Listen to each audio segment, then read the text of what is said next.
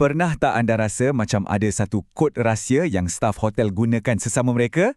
Hari ini kita akan pecahkan kod tu. Dari saat anda tempah bilik sampailah anda check out, sebenarnya ada satu bahasa khas yang digunakan untuk pastikan semuanya berjalan lancar. Jom kita selami apa yang sebenarnya berlaku di sebalik kaunter pendaftaran. Cuba bayangkan ni, anda baru je sampai hotel, penat lepas travel jauh. Memang nak rehat je. Tapi tiba-tiba staf kaunter cakap, "Maaf cik, kami tak ada bilik." Walaupun anda dah ada tempahan yang sah. Seram kan? Benda ni betul-betul boleh jadi. Jadi, apa sebenarnya yang pihak hotel akan buat kalau situasi macam ni berlaku? Jom kita siasat.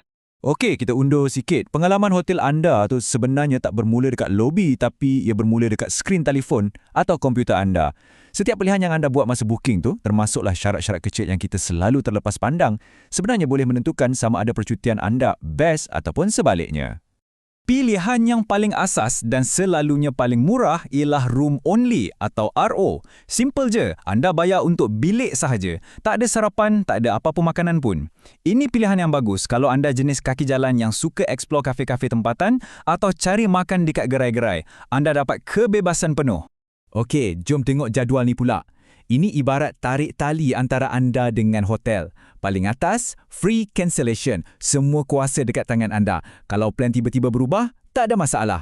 Paling bawah pula, non-refundable. Hotel dah secure duit diorang tapi anda pula yang terikat. Yang tengah-tengah tu, partial refund. Kiranya kompromi lah. Jadi ingat ya, sentiasa cek syarat ni betul-betul sebelum klik dutang tempah. Dan anda pun tiba. Inilah dia saat penentu. Semua pilihan digital yang anda dah buat tu sekarang akan diuji di dunia nyata, iaitu dekat kaunter daftar masuk. Kaunter ni macam pusat kawalan hotel dan sinilah selalunya drama boleh bermula. Setiap hotel ada peraturan asas dia. Bukan nak menyusahkan kita, tapi nak pastikan operasi hotel berjalan dengan lancar untuk semua orang. Anggap je macam satu perjanjian mudah. Diorang akan minta ID, ada masa check-in dan check-out dan harap kita hormat waktu senyap. Anda setuju jadi tetamu yang baik dan mereka pula janji akan bagi servis yang terbaik. Okey, berbalik pada soalan kita tadi.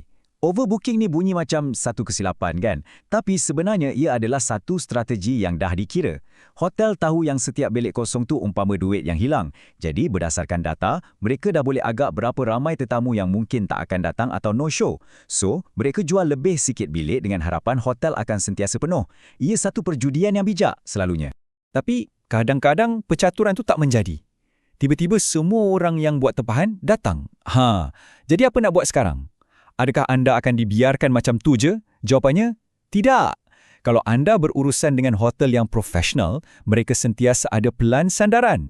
Inilah dia istilah industri untuk pelan tu. Farm out atau kadang-kadang dipanggil walking a guest. Maksudnya, dah jadi tanggungjawab hotel tersebut untuk carikan anda tempat penginapan lain yang setaraf atau mungkin lebih baik.